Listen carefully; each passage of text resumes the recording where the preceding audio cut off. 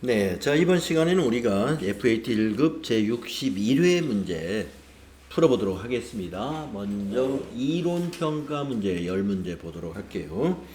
여러분 380쪽이죠? 네, 펴주시고 이론 풀어보도록 하겠습니다. 자 1번 보시면은 다음 중 발생주의 회계에 대한 설명으로 옳지 않은 것은 이랬습니다. 발생주의 현금주의 여러분 잘 아시는 거죠? 우리 재무회계는 발생주의에 관한 회계를 하지 않습니까? 자 1번 보시게 되면은 발생주의 회계는 수익과 비용을 그 현금 유출입이 있는 기간이 아니라 당해 거래나 사건이 발생한 기간에 인식하는 것을 말한다. 맞죠? 1번은 맞습니다. 2번 발생주의 회계는 수익과 비용의 이연, 기간별 배분의 개념을 포함하지 않는다. 좀 이상하죠? 예, 우리가 발생주의 회계를 하기 위해서 결산에 반영하는 그 수동분계 사항 중에 보면은 수익과 비용을 이연시키거나 또는 예상해서 발생시키거나 하는 작업을 하고 있습니다. 이것은 기간별 배분의 개념을 포함하고 있는 거예요. 기간별로 배분을 어떤 기준으로 해요? 발생 기준으로. 당기에 발생한 것이면 당기의 수익이나 비용으로 인식시키고 단기에 발생하지 않고 차기에 발생하는 것이면 차기로 이연시키고 하는 것이죠. 그래서 기간별 배분의 개념을 포함하지 않는다. 이거는 잘못된 겁니다. 그래서 답이 2번이 되는 거고요. 자, 3, 4번 읽어볼게요. 현금 흐름표는 발생주의에 따라 작성되지 않는다. 현금 흐름표는 현금주의에 따라 작성하겠죠. 다음에 4번 발생주의 회계와 현금주의 회계의 주된 차이는 수익과 비용을 인식하는 시점이 다르다는 데 있다. 맞아요. 그래서 현금주의는 인식하는 시점이 현금이 유입되거나 유출되는 시점의 기준으로 우리가 비용을 발생시키고 수익을 인식한다는 것이고, 발생주의는 현금의 수입이나 지출 기준이 아니고 기간 개념으로 보는 것이다. 그렇죠? 그래서 시점이 다릅니다. 시점이. 인식하는 시점이 다르다는 데 있다. 4번의 설명은 맞아요. 자, 이 1번 문제도 말이죠. 제가 기출문제 그동안 풀이했던 것 중에서 이와 똑같은 문제를 어디서 본 듯합니다. 발생주의 회계에 대해서 설명으로 옳지 않은 거, 이런 문제를 어디서 본 듯한 문제예요. 자, 2번이 틀렸다는 거. 수익과 비용의 이연이라는 것은 기간별 배분의 개념을 포함한 거다 이거죠. 다음은 2번 문제 보겠습니다. 다음 자료를 토대로 24년 12월 31일 재무상태표에 표시된 비유동부채 금액을 계산하면 얼마인가 이랬습니다. 비유동부채 계산하라 그랬는데요. 첫 번째 데이터를 보면은 24년 3월 1일 날 은행으로부터 600만 원을 차입했고요. 이에 대한 차입금의 상환 스케줄이 다음과 같다.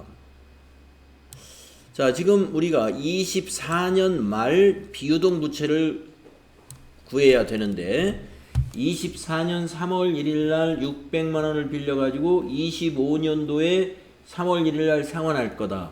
그러면은 24년 말 기준으로 보면은 2개월 후에죠. 2개월 후에 갚아야 되니까 이거는 비유동부채 아니네요. 유동부채가 되겠고, 26년 3월 1일 날 200을 상환할 거예요. 그러면은 24년 말 기준으로 봐서는 1년 2개월 후니까 이건 비유동부채죠. 1년이 넘으면 비유동부채예요. 27년 내에 상환하는 것도 비유동부채죠. 예. 자, 그러면 또 데이터 읽어보겠습니다. 24년 12월 31일 기말 현재 전 임직원이 퇴직할 경우 지급해야 할 퇴직금, 이걸 우리가 퇴직금 추계액이라고 부르는데요. 이거 비유동부채로 분류하는 것이죠. 퇴직급여 충당 부채 여러분 배웠죠? 비유동 부채예요. 그래서 요 세 개를 더하면 되겠습니다. 200, 200, 3,400. 그러면 3,800이죠. 답은 3번에 있습니다. 네. 뭐 이거 어려운 문제는 아니지 않습니까? 네. 판단을 잘 해보시면 되는 거예요. 유동부채, 비유동부채 구분이 뭐예요?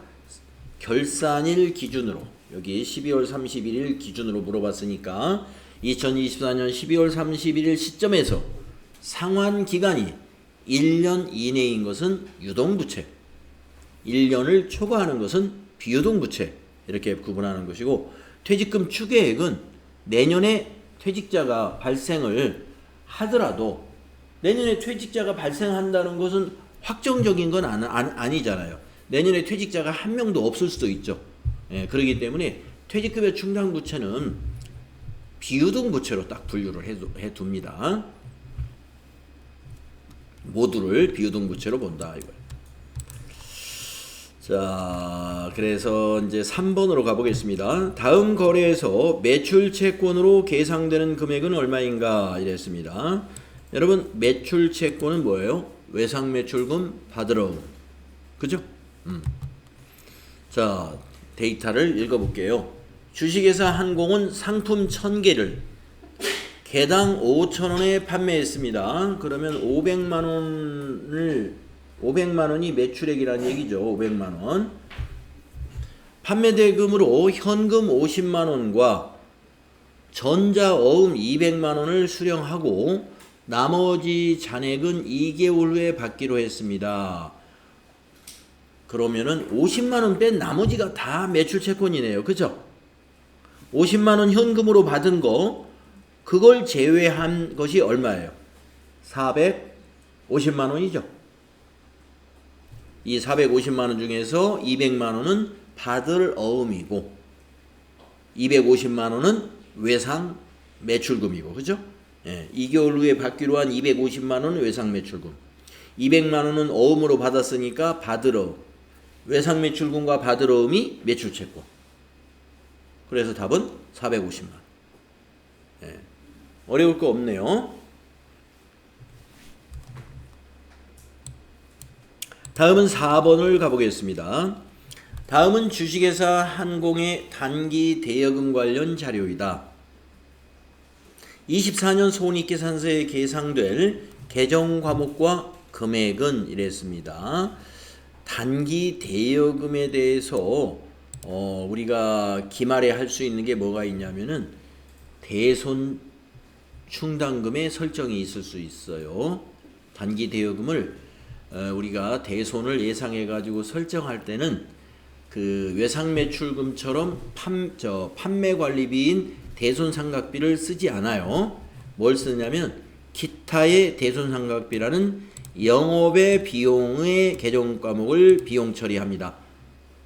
외상매출금이나 받으러움에 대한 대손을 예상했을 때는요, 대손상각비라는 판매관리비 계정 과목으로 비용 처리하죠. 하지만 단기대여금, 장기대여금, 이렇게 대여금이라는 것은 거래처에 돈을 빌려준 거예요. 그래서 주식회사 한공이 지금 괄호 열고 도매업이라고 한 이유는 뭐예요? 금융업이 아니다 이거죠. 금융업이 아니에요. 그래서 돈을 빌려주는 사업자는 우리가 금융업이라고 봐야 되잖아요. 근데 도매업에서 돈을 빌려줬다? 그건 영업 외적인 거다 이거죠. 네, 그래서 핵심이 여러분은 기타의 대손상각비로 처리해야 된다. 이걸 일단 알아야 됩니다. 자, 금액이 얼마인지 한번 읽어볼게요. 3월 10일 거래처 주식회사 서울의 파산으로 단기대여금 1,000만원의 회수가 불가능하게 되었답니다. 3월 10일 직전 단기대여금에 대한 대손 충당금 잔액은 300만원이 있었답니다. 자, 그러면 300만원은 대손 충당금에서 상계하면 되는데 700이 부족하죠. 이 부족한 700만원은 비용 처리합니다. 그때 계정 과목은 기타의 대손상각비예요. 그래서 답은 2번이 되는 것이죠.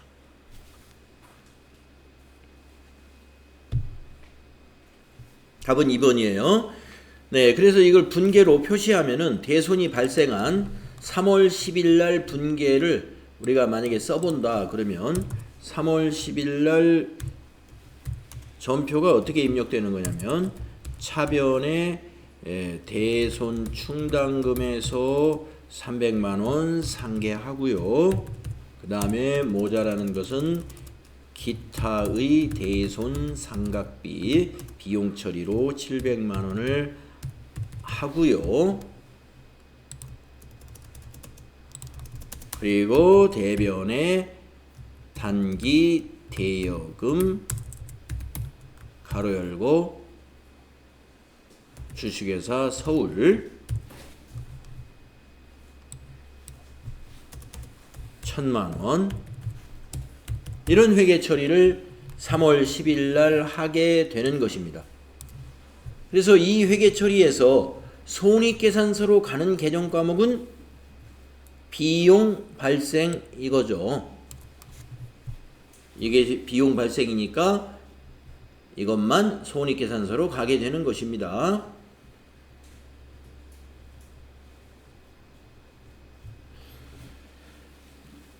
그래서 4번의 질문이 24년 손익계산서에 계상될 계정 과목과 금액이 얼마냐 이렇게 질문한 거에 대해서 답은 바로 2번이다 하는 겁니다. 비용 발생이 손익계산서로 가는 거니까. 단기대여금은 이건 대변의 단기대여금은 자산 감소잖아요. 자산 감소는 손익계산서하고 관계없죠. 재무상태표에서 자산이 감소되는 것이니까요. 대손충당금은 자산의 차감 계정, 단기대여금의 차감 계정으로서 이거는 우리가 굳이 표현한다면 자산 증가라고 볼 수가 있는데 차감 계정의 대체가 되는 겁니다. 차감 계정을 우리가 실제로 대손이 발생했을 때 차감 계정을 설정해 놓은 것을 대체시켜주는 상계한다. 차감 계정의 상계 처리라고 보는 것이죠. 뭐 자산의 증가라고 해도 차감 계정이 차변에 왔으니까 자산을 다시 돌려놓는 거죠. 없애주는 거예요. 대손 충당금의 상계 이렇게 하는 게 좋을 것 같습니다. 자, 그래서 답은 2번이다. 다음에 5번을 보겠습니다. 다음 중 주식회사 한공의 기말 재고 자산에 포함될 수 없는 것. 네. 1번 보시면은 도착지 인도 기준으로 매입하여 기말 현재 운송 중인 상품입니다. 도착지 인도 기준이기 때문에 아직 인도가 안 된 상태죠. 운송 중이니까 도착이 안 됐잖아요. 그러면 그 재고는 누구의 재고일까요? 그 상품은 판매자의 재고 자산입니다. 근데 우리는 지금 매입자예요. 매입하여 했으니까 따라서 포함될 수 없다. 답은 1번 되겠습니다. 도착지 인도 기준으로 매입하여 기말 현재 운송 중인 상품은 주식회사 한공 우리 회사가 매입했으니까 우리 회사의 재고는 아니다. 상대방 회사의 재고다 이런 얘기죠. 다음에 2번을 볼까요? 도착지 인도 기준으로 매출하여 기말 현재 운송 중인 상품 이건 매출자의 재고예요. 도착지 인도 기준이니까 아직 운송 중이라는 건 아직 도착을 못 시켰다는 거죠. 그래서 매출자가 우리 회사니까 우리 회사의 재고가 되는 것입니다. 3번 볼까요? 기말 현재 수탁자가 보관 중인 위탁 판매 상품. 자, 우리 회사가 직접 팔기도 하지만 위탁을 해서 팔기도 하죠. 상품을. 그런데 그 상품을 위탁받은 사업자를 수탁자라고 한단 말이에요. 그러니까 우리 상품을 우리가 위탁 판매를 하고 있는데 수탁자가 아직 팔지 않고 매장이나 창고에 보관 상태에 있다. 그러면 그 누구의 재고예요? 우리 회사의 재고죠. 그래서 3번은 우리의 재고가 되는 거고요.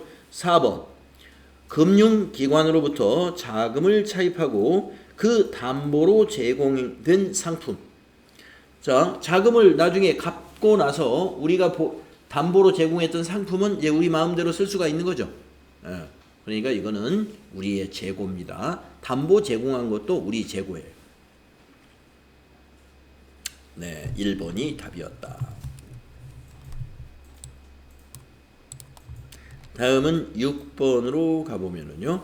다음 중 유형자산의 취득 후 지출에 대한 설명으로 옳지 않은 것은 이랬습니다.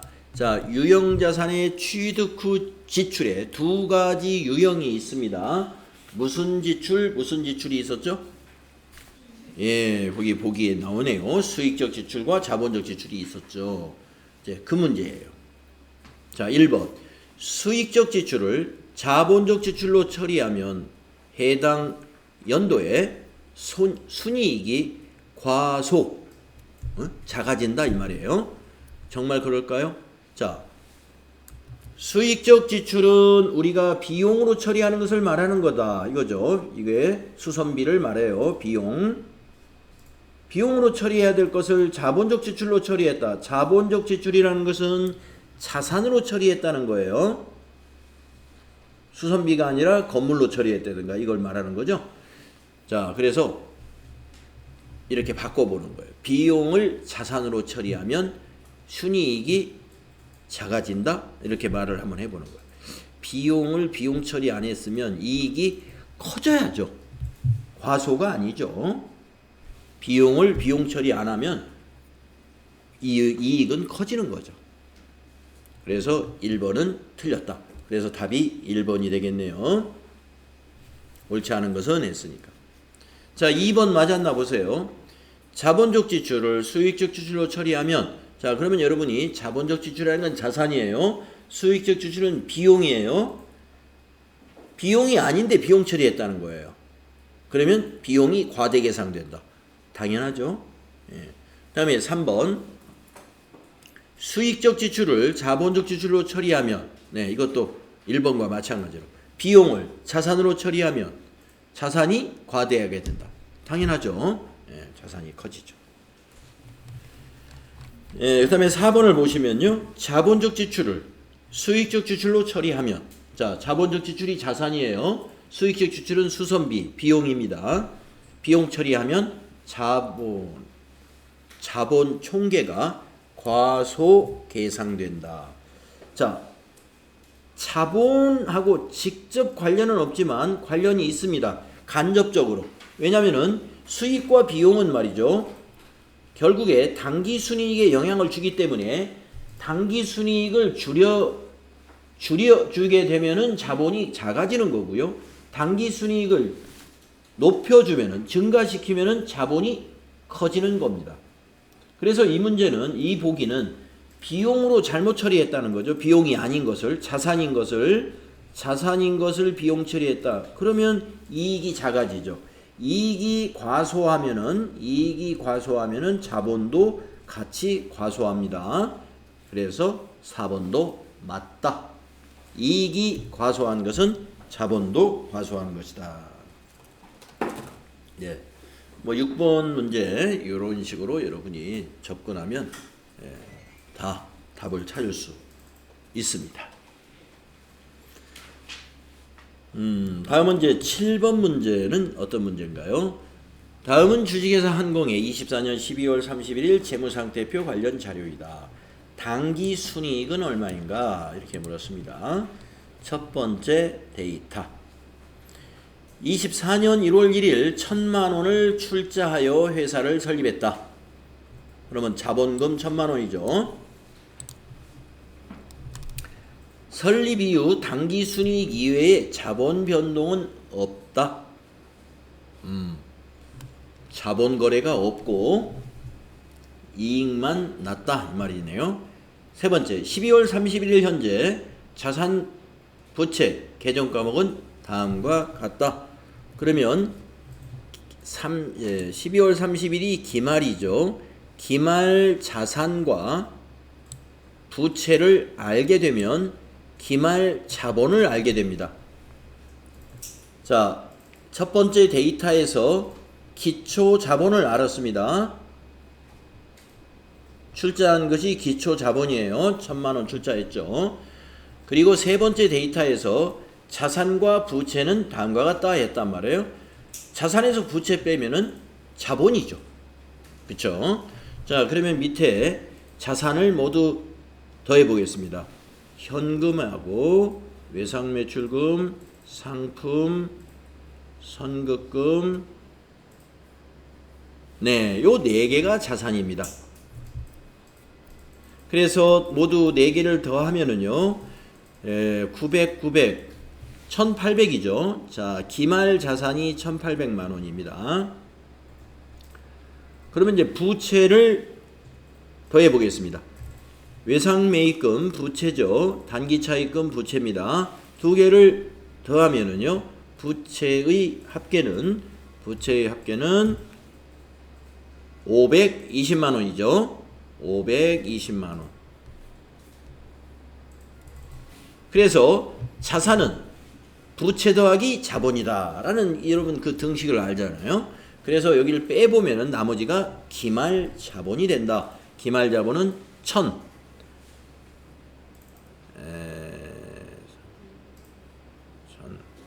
280만 원이죠. 예. 1280만 원이다. 자, 그러면 이제 기초 자본하고 한번 비교를 해볼까요? 기초의 자본이 1000만 원이었는데 기말에 1280만 원이 됐어요. 당기 순이익 이외에 자본 변동은 없다고 했습니다. 그러면 280만 원이 당기 순이익이 발생한 것이다. 이런 얘기죠. 1000만 원과 기말 자본 1280만 원을 여러분이 비교할 줄 알면 된다. 기초자본하고 기말자본의 차이가 당기순이익이다 이 말이죠. 그래서 답은 280만 원 4번이 답입니다. 네,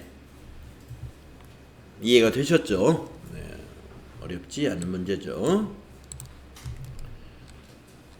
그래서 이 당기순이익 이외에 자본 변동이 없다면은 기말자본에서 기초자본을 뺀 것이 당기순이익이에요.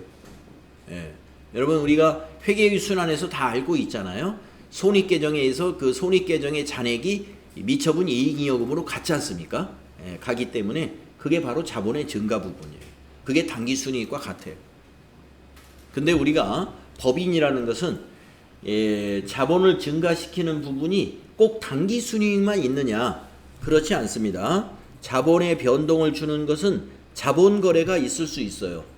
주식을 발행한 유상증자 아니면 주식을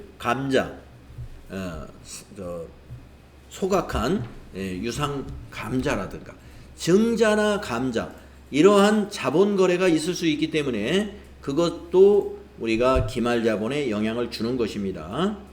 근데 이 문제에서는 그러한 자본 변동, 자본거래가 없다는 것이 전제이기 때문에 기초자본과 기말자본을 비교해서 증가한 부분을 당기순이익으로 보는 거예요. 자, 이제 8번부터는 부가가치세 문제입니다. 다음 중 부가가치세법상 과세기간과 납세지에 대한 설명으로 옳지 않은 것은? 자, 1번 사업 개시일 전 사업자 등록을 한 경우에는 등록일부터 그날이 속하는 과세기간의 종료일까지를 최초 과세기간으로 한다 이랬어요. 사업 개시일 전인 사업자 등록을 한 경우에는 등록일부터 따지나요? 사업 개시 전에 사업자 등록을 한 경우, 예, 그렇습니다. 등록일부터 따지겠죠. 등록일부터 최초 과세기간의 종료일까지, 그날이 속하는 과세기간의 종료일까지를 과세기간으로 본다. 아니야. 등록일이 아니라 사업 개시 전이니까 개시일로부터 따져야 되지 않을까요? 사업 개시일부터. 네. 자, 1번 틀린 것 같습니다. 자, 2, 3, 4 맞는지 더 읽어볼게요. 건설업을 영위하는 법인 사업자의 경우 사업장을 건설 현장으로 한다. 네, 그럴 리가 없죠.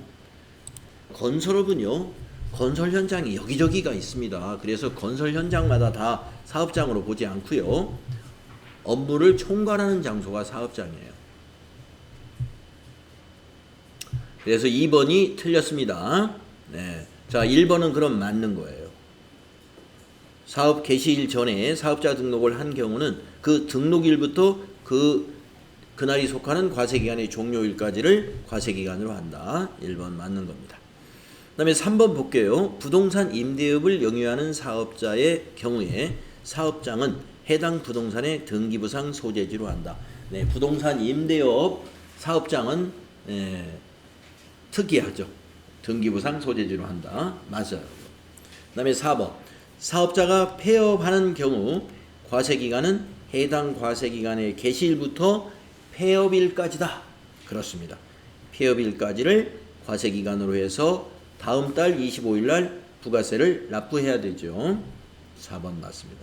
자, 2번이 옳지 않은 거예요. 다음 9번 문제 보겠습니다.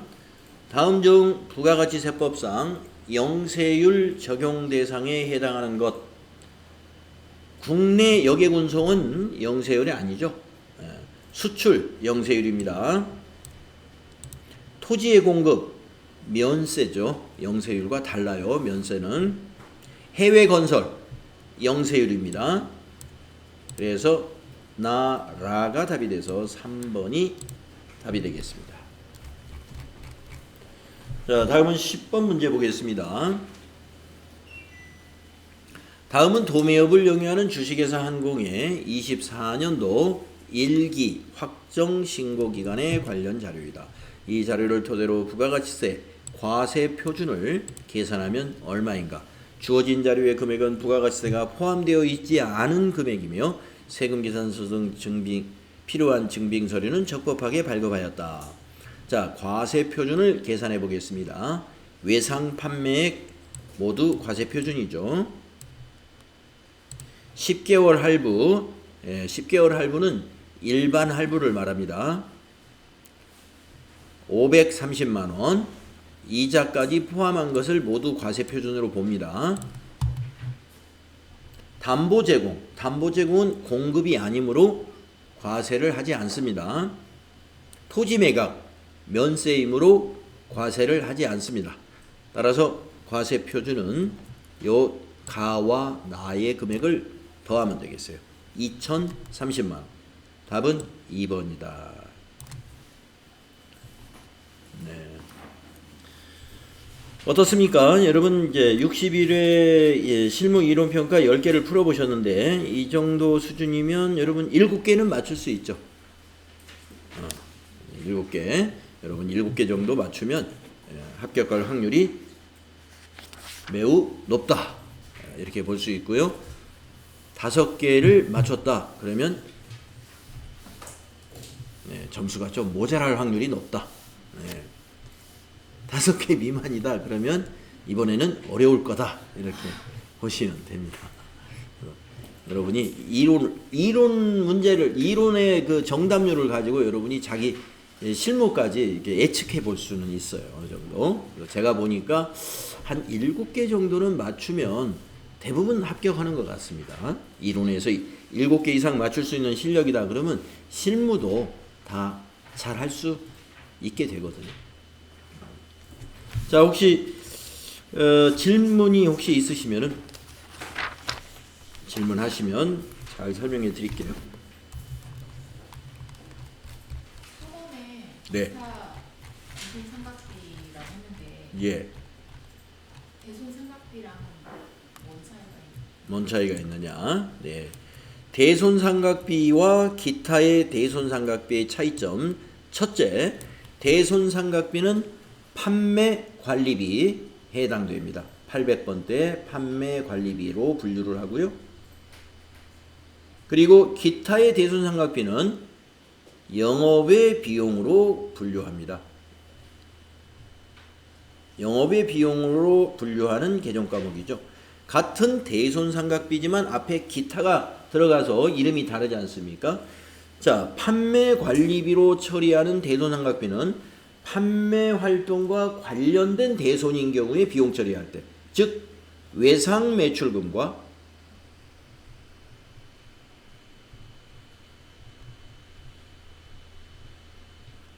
받을 어음이 바로 매출 채권인데요.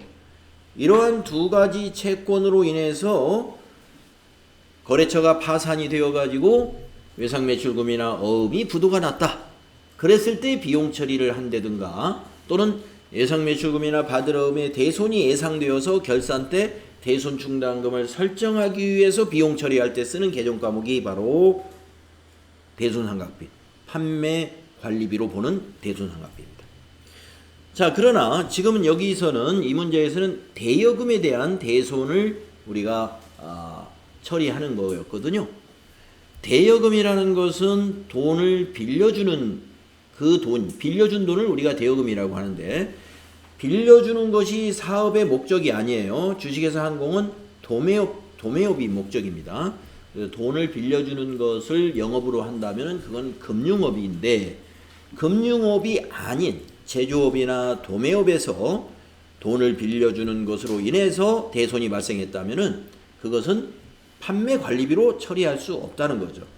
영업의 비용으로 봐야 되니까 이와 같이 기타의 대손상각비로 계정 과목을 따로 쓰고 있다. 그게 차이입니다. 예. 비용은 같아요. 그러나 비용의 구분이 달라요. 대손상각비는 판매관리비, 그래서 영업이익에 영향을 주는 것이고 영업의 비용인 기타의 대손상각비는 단기대여금에 대한 대손이 아무리 발생해도 영업이익에는 영향을 안 줘요. 왜냐하면 그건 영업 외적인 거니까. 영업 외 비용으로 그래서 구분을 해놓는 겁니다. 영업이익과 관계가 있고 없고의 차이라고 볼 수 있어요. 네, 또 다른 질문 있습니다.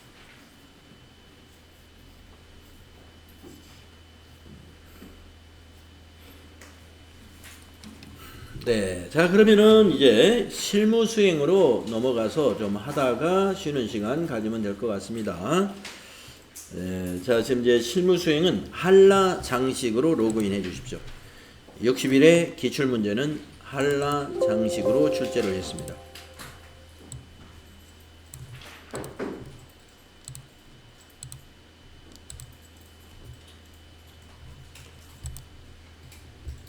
한라장식으로 로그인 하신 다음에 문제에서 이 한라장식은 어떤 업종인지는 읽어보고 문제를 시작하는 게 좋습니다. 인테리어 소모품을 도소매하는 법인이다. 이렇게 되어 있고요. 자, 실무수행 유의사항은 이미 우리가 잘 아는 내용이니까요. 그냥 넘어가도록 그렇게 하겠습니다. 네. 자, 그러면 기초정보관리 이해 문제부터 한번 풀어보도록 하겠습니다. 1번 사업자 등록증에 의한 거래처 등록 수정 문제입니다. 자, 자료 설명을 보면요. 거래처 주식회사 명품 인테리어의 대표자와 담당자 메일 주소가 변경된 사업자 등록증 사본을 받았다. 수행과제 대표자 명과 전자세금계산서 전용 메일 주소를 수정하시오. 두 가지 수정하면 되겠죠. 자, 그러면은 거래처 등록에 갑니다. 자, 거래처 등록에서 지금 그 명품 인테리어를 찾아야 되는데 눈에 딱 들어오면 이렇게 스크롤로 찾을 수 있으신 분은 빨리 찾아도 되는데요. 이렇게 많다 보면은 찾는데 시간이 오래 걸릴 수가 있어요. 그래서 컨트롤 F, 우리 컨트롤 누른 상태에서 우리 F 딱 치면은 찾기 기능이 동작이 됩니다. 여기다가 명품이라고 입력하시고 엔터 치면은 빨리 찾을 수 있다는 것이죠. 예. 이렇게 찾기 기능을 이용하시기를 권장합니다. 자, 대표자 바꾸겠습니다. 대표자 이명진을 그 옆에 있는 사업자 번호에 있는 박민규로 고치시고 엔터. 그 다음에 담당자 메일 주소가 바뀌었다고 그랬습니다. 추가사항에 가가지고 4번에 추가사항 탭이죠. 4번에 메일 주소를 거기 사업자 등록증 하단에 있는 goodjob 빌36524.com 네.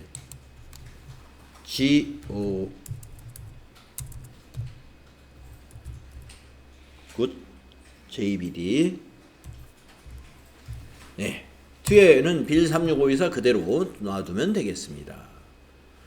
네. 그래서 이 문제의 경우는 뭐 변경된 사항을 고쳐라 하면은 하나하나 다 봐야 되겠지만 아주 딱 집어줬기 때문에 뭐 다른 거 보지 않아도 될 것 같습니다. 대표자, 명과 전자, 세금계산서 전용 메일 주소를 수정하시오. 두 가지만 수정하면 되는 문제였습니다. 네, 그 다음에 이제 383쪽 기초정보관리의 두 번째 문제는 무엇을 출제했느냐? 전기분 손익계산서 입력 수정이라는 문제를 냈습니다. 네, 그래서 여기서는 이제 전기분 손익계산서니까 전기 거는 단기가 전기가 되는 거죠. 그래서 이것을 보고 맞춰 나가면 되겠어요. 자, 그러면 메뉴를 어디로 가시느냐? 전체 메뉴에서 기초정보관리에 있는 전기분 손익계산서 여기를 클릭하는 거죠. 네. 클릭하신 다음에 당기 순이익이 맞을 때까지 우리가 고쳐주는 거죠. 이게 맞을 때까지. 그래서 위에서 이건 매출액부터 확인해 보겠습니다. 맞고 매출원가도 맞고 급여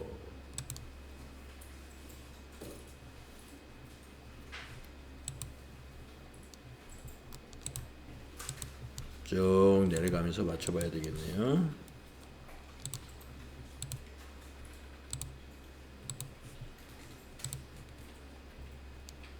자, 480만원짜리 뭐가 안 보입니다. 소모품비가. 네, 내려가면서 소모품비가 누락된 것을 확인할 수 있네요. 밑에 빈 줄에 코드란을 클릭하고 소모 830번 480만원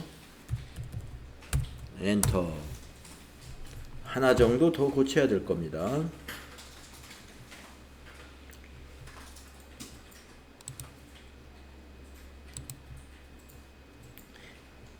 법인세가 동그라미가 하나 빠졌어요. 법인세 고치시면 되겠습니다.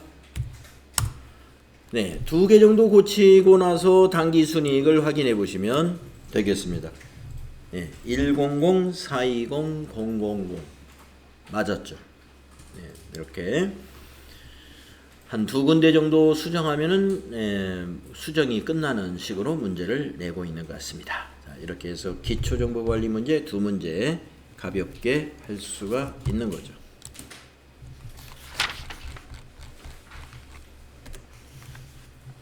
네, 자료 설명에 저기 수행과제에 하나가 더 있었네요.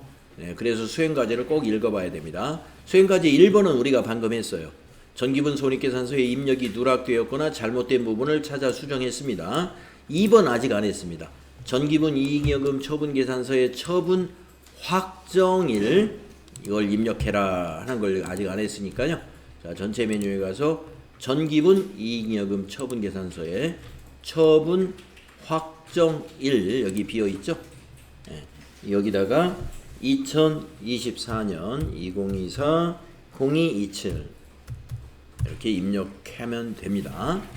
별도의 저장은 없어요. 입력하고 그냥 닫아놓으면 저장되어 있습니다.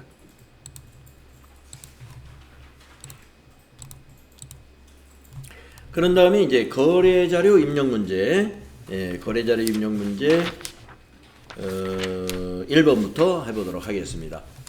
3만원 초과 거래에 대한 영수증 수취명세서 작성 문제죠. 자료 설명을 읽어봐요.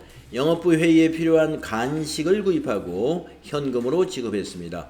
회사는 이 거래가 지출증명 서류 미수치 가산세 대상인지를 검토하려고 합니다. 1. 거래자료를 입력하시오. 단 회의비라는 개정 과목을 만들어 놓은 모양이에요. 그래서 회의비로 출금전표로 작성하면 되고요. 2번 영수증 수취명세서 2와 1 서식을 작성하시오. 이거 우리가 작성하는 거 해봤죠. 자, 수행과제가 2개입니다. 자, 출금전표로 입력을 하겠습니다. 거래 날짜는 영수증에서 확인하셔야 되겠네요. 1월 19일. 자, 일반 전표 입력이라는 메뉴를 클릭하시고요. 날짜에다가 1월 19일 입력합니다. 부분에서는 1번 출금해 주시고요. 회의라고 입력해 주셔서 800번대 회의비를 찾아요. 827번 찾아야 돼요. 자, 거래처와 적요는 모두 생략하는 걸로 하고요. 16만 5천원 차변에다가 입력하겠습니다. 네, 그러면 수행과제 1번을 했습니다. 차변의 회의비, 대변의 현금.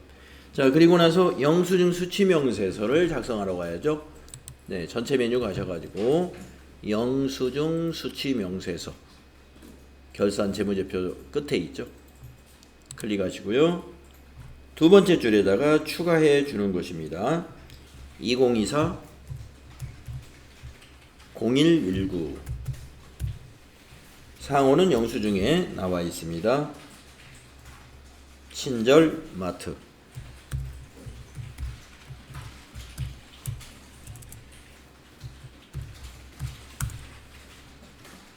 이영근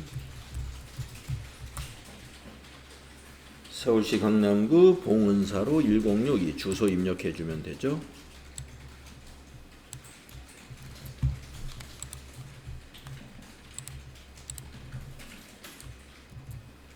사업자 번호도 거기 있습니다. 114 51 25414. 금액은 16만 5천원. 자, 구분에 해당되는 게 있느냐? 이것은 우리가 마트에서 간식을 산 거니까 이 구분에는 해당 사항이 없습니다. 그냥 지나가시고요. 회의비, 아까 일반 전표에서 회의비 827번을 사용했죠. 그래서 여기 계정 코드에도 827 직접 입력하시거나 더블 클릭으로 회의비를 검색해서 입력하시면 됩니다. 적요에다가는 간식이라고 입력하시면 되겠습니다.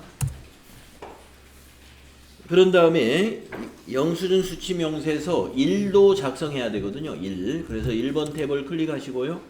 지금 아직 한 건으로 되어 있잖아요.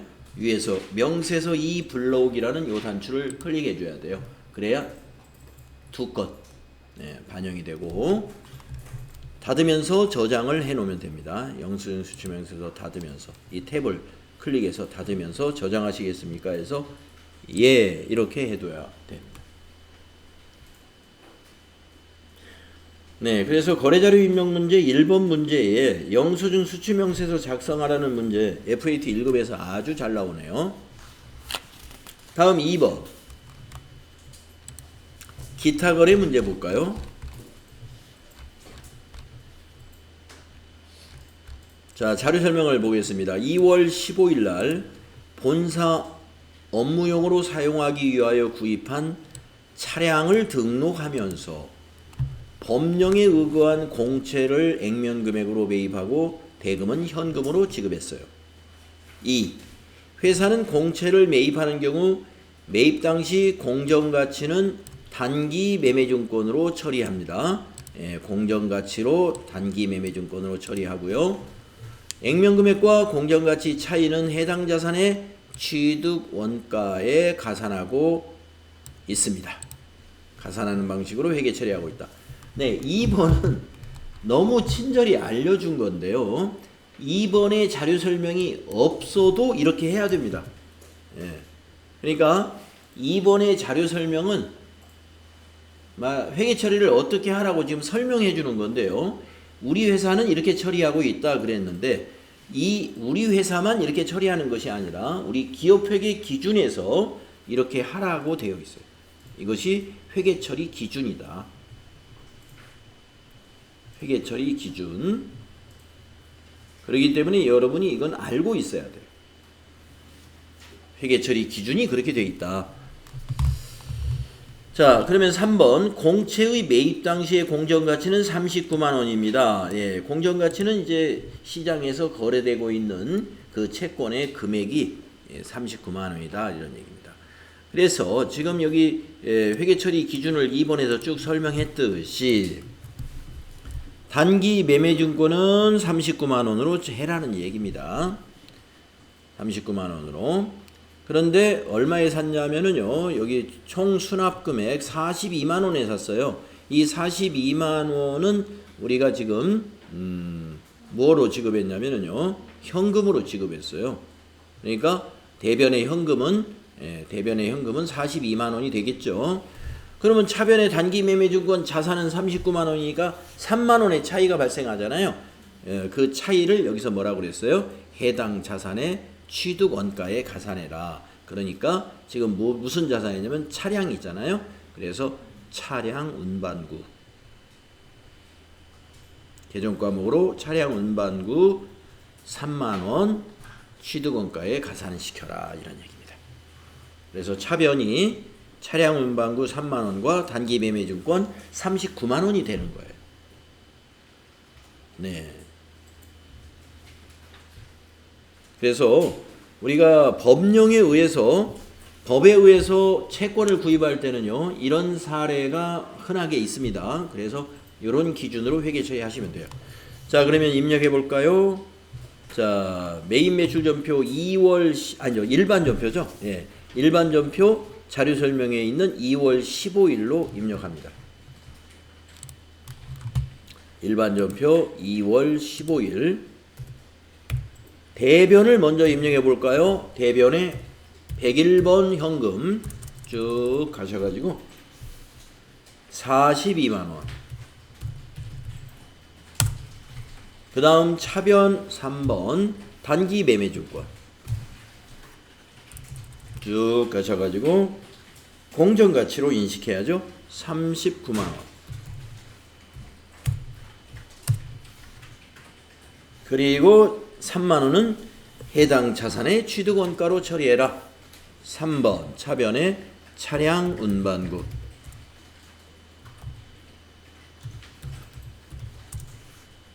208번 3만 원 이렇게 회계 처리하라 이런 얘기입니다.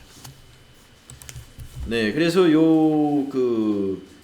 지역개발 채권을 매입을 했는데 지역개발 채권을 우리가 투자 목적으로 매입을 한 것은 아니고 차량을 등록하면서 법령에 의해서 매입하게 됐는데 액면가 42만 원짜리를 매입을 한 거예요.